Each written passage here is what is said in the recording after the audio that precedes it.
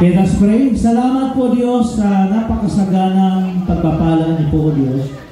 Sa hapon pong ito po kami ng kalakasang pisikal at amin pong na-celebrate o Diyos yung Kapaskuhan, Panginoon, ng 2023. Marami pong salamat sa bawat isa na binigyan niyo po kami ng malusog na pangangatawan at ngayong hapon ay daos po namin ang napakasaya po namin selebrasyon, Panginoon, sa Kapaskuhan po ito. Salamat po Diyos sa pagkain ng aming pong pagsulasaluhan. Ito po'y magbigay ng kalakasan sa katawan po namin panglupa.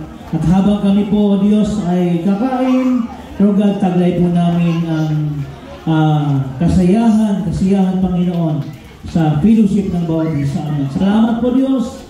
Muli, ako pong ibinabalik sa iyo ang kapurihan, ang kapasalamatan, sa iyo lamang in Jesus' name.